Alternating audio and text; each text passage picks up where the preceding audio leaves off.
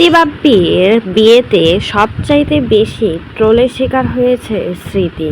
গতকালকেই ছিল স্মৃতি বাপ্পির বিয়ে, মেন বিয়ে ছিল গতকালকেই। আর সেখানে একটা সাদা কালারের শাড়ি পরেছে স্মৃতি, সাথে মাথায় ছিল হিজাব।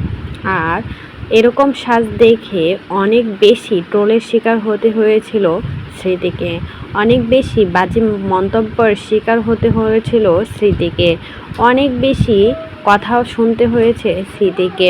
স্মৃতি কেন তার বিয়েতে এরকমভাবে সাজলো, কেনই বা তার বিয়েতে এরকম পার্টি সাজ দিল, এমনই বাজে বাজে মন্তব্য করছিল সবাই তো বলছিল যখন প্রমোশনের কাজ করে ব্রাইডাল শ্যুট করে তখন তো তার থেকে বেশি সুন্দর সাজ থাকতো, আর এখন নিজের বিয়ে বলে কথা, আর বিয়ের দিনও কিনা এরকম সাজ দিতে হলো স্মৃতিকে।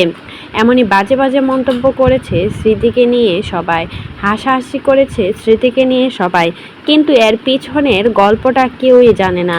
সেটা হলো স্মৃতির পরনের শাড়ি, মাথায় যে হিজাবটা রয়েছে সেটা তার শাশুড়ির মা নিজের হাতে দিয়েছে স্মৃতিকে, বলেছে বিয়েতে যেন সে এভাবে করেই সাজে আর মাথায় যেন হিজাব পরে আসে।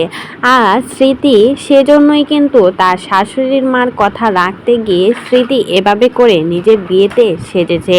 হয়তোবা স্মৃতি নিজেকে অন্যভাবে সাজাতে পারত, কিন্তু শাশুড়ির দেওয়া শাড়িতে যে ভালোবাসা রয়েছে সেটা হয়তো বা পেত না। স্মৃতির আগে থেকেই ইচ্ছে ছিল যার বউ হবে তার মায়ের শাড়ি পরেই সে বিয়ে করবে, আর সেটাই কিন্তু করেছে স্মৃতি। আর এটা নিয়েও মানুষজন অনেক বেশি ট্রোল করেছে স্মৃতিকে নিয়ে। তবে স্মৃতি অনেক ভাগ্যবতী, কোন মেয়েটাই বা পারে তার শাশুড়ির দেওয়া শাড়ি পরে হিজাব পরে বিয়ে করতে।